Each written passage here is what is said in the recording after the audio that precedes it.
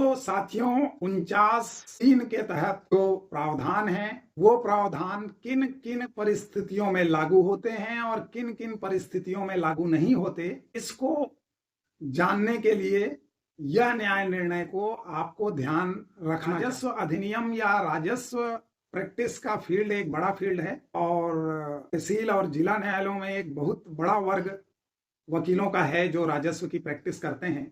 उनके लिए राजस्व से संबंधित इस तरह के न्याय निर्णय लाभकारी हो सकते हैं। नमस्कार, जय जोहार। कैसे हैं साथियों, सब बने बने? तो साथियों, बहुत दिनों बाद आज मैं आपके सामने आया हूं। आज मैं मध्य प्रदेश और छत्तीसगढ़ भू राजस्व संहिता की धारा 49(3) के संबंध में एक रूलिंग के बारे में चर्चा करने के लिए उपस्थित हुआ हूं। साथियों, यह मामला है छत्तीसगढ़ राजस्व मंडल का, जो आयुक्त रायपुर संभाग के द्वारा पारित एक आदेश के विरुद्ध धारा 50 के अंतर्गत पुनरीक्षणकर्ता भानु कुमारी सिन्हा के द्वारा राजस्व मंडल में प्रस्तुत किया गया था। मामला कुछ इस प्रकार का था कि मौजा चरौदा तहसील राजिम जिला गरियाबंद के गायत्री पति गुलाब सिन्हा की मृत्यु हो गई थी और उसके मृत्यु के उपरांत उसके वारिसानों के द्वारा ग्राम पंचायत में आवेदन करके उसके नाम की जो संपत्ति थी, भूमि संपत्ति थी, उसको अपने नाम में करा लिया गया था। ग्राम पंचायत के द्वारा नामांतरण पंजी में मृतक का नाम फौज दर्ज कर उनके एक भाई और 3 बहनों के नाम में चढ़ा दी गई थी। रेवती रमन, भानु कुमारी, कांतिबाई, सुलोचना उर्फ लीलाबाई के नाम में नामांतरण कर दिया गया था। कुछ समय बाद एसडीएम के न्यायालय में एक मामला प्रस्तुत हुआ, जो एक गायत्री पति गुलाब राम सिन्हा की जमीन इनके वारिसानों को नामांतरित की गई थी। उस नामांतरण को चैलेंज करने के लिए योगेश सिन्हा नामक एक व्यक्ति एसडीएम के न्यायालय में उपस्थित हुए। उन्होंने एक वसीयत वहां प्रस्तुत किया और बताया कि गायत्री पति गुलाब राम सिन्हा ने मुझे उस जमीन की वसीयत गायत्री पति गुलाब सिन्हा ने मेरे नाम में की है, इसलिए जो पूर्व में नामांतरण है उसको शून्य घोषित किया जाए और वसीयत के आधार पर गायत्री सिन्हा के नाम से जो जमीन है उसको मेरे नाम में नामांतरित कर दिया जाए। अब एसडीएम के न्यायालय में पहली बार यह वसीयतनामा प्रस्तुत हुआ। एसडीएम ने मामले का विचारण किया और विचारण के उपरांत मामले को तहसीलदार को रिमांड कर दिया। एसडीएम ने कहा कि इस मामले में नामांतरण नियमों का पालन नहीं किया गया है, इसलिए यह मामला पुनः तहसीलदार को रिमांड किया जाता है। इस आदेश के विरुद्ध अनावेदक गणों द्वारा यानी भानु कुमारी लोगों के द्वारा अपर आयुक्त रायपुर के समक्ष अपील प्रस्तुत किया गया। आयुक्त ने यह माना कि एसडीएम का आदेश उचित था और आयुक्त ने एसडीएम का आदेश यथावत रखा। आयुक्त ने अपने आदेश में यह कहा कि समस्त विधिक वारिस तथा वसीयत ग्रहीता को विधिवत सुनवाई का अवसर देते हुए संहिता के उपबंधों के अंतर्गत वसीयत को साक्ष्यों द्वारा प्रमाणित कराए जाने के पश्चात विधि अनुसार आदेश पारित करें, ऐसा लिखते हुए तहसीलदार को एसडीएम साहब ने जो रिमांड किया है उसको आयुक्त ने सही ठहराया। अब इस आदेश के विरुद्ध भानु कुमारी और अन्य लोगों ने राजस्व मंडल में पुनरीक्षण प्रस्तुत किया, जिसके बारे में हम इस केस पर चर्चा कर रहे हैं। जिस न्याय निर्णय राजस्व मंडल के समक्ष पुनरीक्षणकर्ता ने तर्क अपना प्रस्तुत किया। पहली तो उन्होंने वसीयत को इनकार किया और द्वितीय बात उन्होंने यह कही कि यदि वसीयत था भी तो उक्त वसीयत को मृत्यु के 6 माह करा लेना था। योगेश सिन्हा के द्वारा बहुत देरी से इस वसीयत को लेकर एसडीएम के सामने जो आपत्ति प्रस्तुत किया गया वह विधिक नहीं है। उन्होंने कहा कि कई वर्षों पश्चात प्रथम श्रेणी के उत्तराधिकारियों के अधिकार को चैलेंज करने के लिए, अधिकार को वसीयत के माध्यम से चैलेंज करने के लिए यदि कोई आवेदन प्रस्तुत किया जाता है तो उसका कोई वैधानिक अस्तित्व नहीं रह जाता। उन्होंने अपने पक्ष में दूसरी दलील प्रस्तुत की कि वसीयत जो है वो कच्चा था, उसका पंजीकरण नहीं था, यानी वो पंजीकृत वसीयतनामा नहीं था और अपंजीकृत वसीयत के प्रमाणन का अधिकार राजस्व न्यायालय को नहीं है। किसी भी अपंजीकृत वसीयत के माध्यम से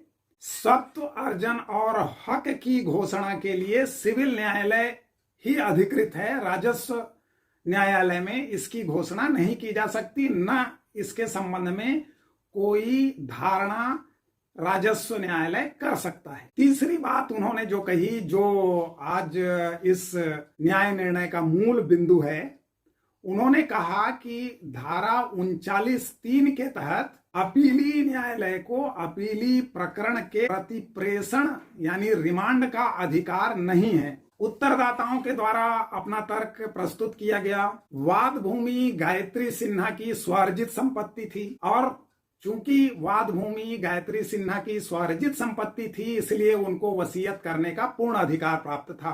उन्होंने यह भी बताया कि गायत्री सिन्हा ने 2013 में वसीयत किया और उनकी मृत्यु 2016 में हुई। चूंकि वसीयत उत्तरदाताओं को समय पर नहीं मिल पाया था इसलिए उन्होंने जब वसीयत प्राप्त हुआ उसके बाद ही अपने अधिकार के संबंध में एसडीएम के समक्ष अपना दावा प्रस्तुत किया। उन्होंने यह भी कहा कि जब वसीयत प्राप्त हुआ तब वह तहसील कार्यालय में आवेदन करने पहुंचे, जहां ज्ञात हुआ कि यह संपत्ति, यह भूमि तो पहले ही नामांतरित हो चुकी है, इसलिए उनको एसडीएम के समक्ष उस आदेश था उसके विरुद्ध अपील में आना पड़ा।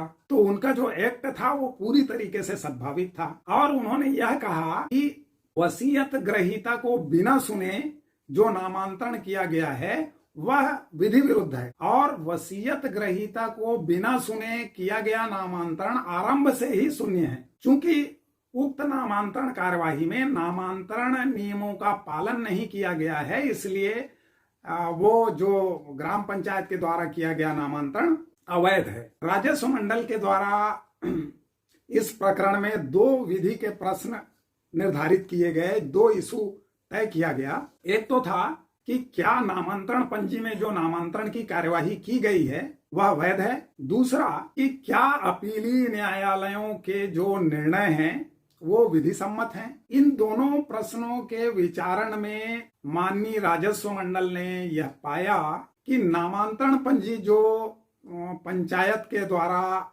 नामांतरित किया गया था और उसमें जो प्रविष्टि की गई थी उस प्रविष्टि में नामांतरण का उल्लेख तो था, फौत के उपरांत नामांतरण विधिक वारिसानों के नाम में नामांतरण का उल्लेख तो था, किंतु न तो वहां खसरा नंबर लिखा गया था और न ही भूमि कितनी है यानी रकबा का उल्लेख उस नामांतरण पंजी में नहीं किया गया था। तो कितनी भूमि किस खसरा नंबर का नामांतरित किया गया था यह उस नामांतरण पंजी से स्पष्ट नहीं हो रहा था। और अवलोकन से यह भी ज्ञात हुआ कि नामांतरण नियम 31 व 32 का पालन नहीं किया गया था। इन दोनों तथ्यों को पाते हुए राजस्व मंडल ने अपने पहले इशूज का उत्तर देते हुए यह भी निर्धारित किया कि नामांतरण अवैध था, यानी नामांतरण पंजी में किया गया नामांतरण को राजस्व मंडल ने अवैध ठहराया। अब दूसरा प्रश्न कि क्या अपीली न्यायालयों के निष्कर्ष विधि सम्मत थे।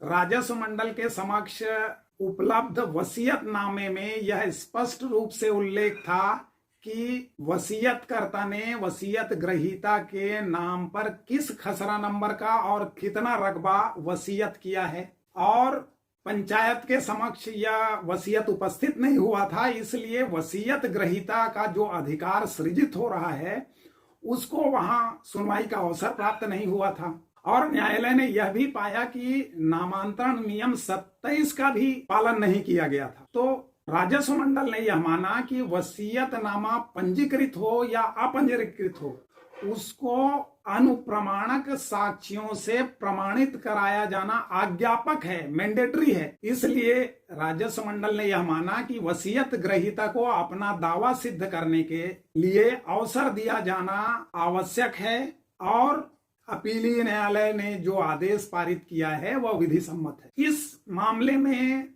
जो सर्व प्रमुख तथ्य था, पुनरीक्षणकर्ताओं के द्वारा की गई आपत्ति, अपीलीय न्यायालयों के द्वारा भू राजस्व संहिता की धारा 49(3) का पालन नहीं किया गया है और धारा 49(3) के तहत अपीलीय न्यायालयों को कार्यवाही को रिमांड नहीं किया जा सकता। इसका उत्तर देते हुए राजस्व मंडल ने कहा कि संहिता की धारा 110 के तहत तहसीलदार और नायब तहसीलदार को ही नामांतरण की अधिकारिता है। एसडीएम, कलेक्टर या आयुक्त को नामांतरण की अधिकारिता संहिता में प्रदान नहीं की गई है। इसलिए इस प्रकरण में धारा 49(3) के प्रावधान लागू नहीं होते और राजस्व मंडल ने इस पुनरीक्षण को खारिज कर दिया। तो साथियों, 49(3) के तहत जो प्रावधान है वो प्रावधान किन किन परिस्थितियों में लागू होते हैं और किन किन परिस्थितियों में लागू नहीं होते, इसको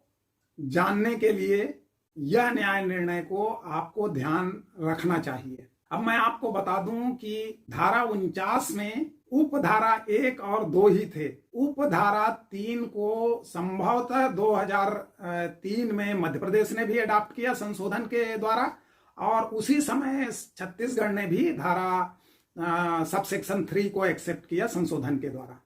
इसके पहले ये धारा 3 के प्रावधान लागू नहीं थे, यानी ये संशोधन एप्लीकेबल नहीं था, यह संशोधन आया नहीं था। अब जो नए छात्र हैं या वकील हैं वो इस सेक्शन को पढ़ते हैं तो उनको लगता है यदि अपीलीय न्यायालय रिमांड कर दिया तो यह गलत किया है।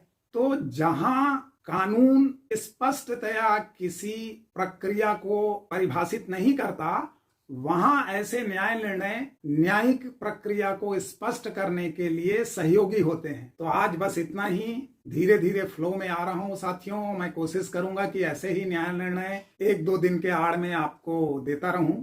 खासकर छत्तीसगढ़ और मध्य प्रदेश के राजस्व से संबंधित न्याय निर्णय इंटरनेट में देखने को नहीं मिलते क्योंकि यह लोकल एक्ट है और जो विधि के विद्यार्थी हैं वो भी जो स्थानीय राजस्व अधिनियम है या राजस्व संहिता है उस पर उतना ध्यान नहीं देते। जबकि मेरा मानना है कि राजस्व अधिनियम या राजस्व प्रैक्टिस का फील्ड एक बड़ा फील्ड है और तहसील और जिला न्यायालयों में एक बहुत बड़ा वर्ग वकीलों का है जो राजस्व की प्रैक्टिस करते हैं। उनके लिए राजस्व से संबंधित इस तरह के न्याय निर्णय लाभकारी हो सकते हैं। यही सोचकर मैं प्रयास कर रहा हूं कि जो छत्तीसगढ़ और मध्य प्रदेश के लीडिंग रेवेन्यू जजमेंट हैं उस पर इस चैनल पर चर्चा करूं। आशा है आपको ये वीडियो पसंद आया होगा। आप सबसे अनुरोध है कि मेरा ये चैनल सब्सक्राइब करें। सब्सक्राइब करके बेल आइकन में जो ऑल का ऑप्शन है उसको सेलेक्ट करें और लाइक अवश्य करें। और आपके मन में राजस्व अधिनियम से संबंधित किसी विशेष प्रक्रिया के बारे में जानने की कोई आकांक्षा है तो कमेंट्स करें, अपने मित्रों को शेयर करें। तब तक के लिए धन्यवाद। जय जोहार, जय छत्तीसगढ़।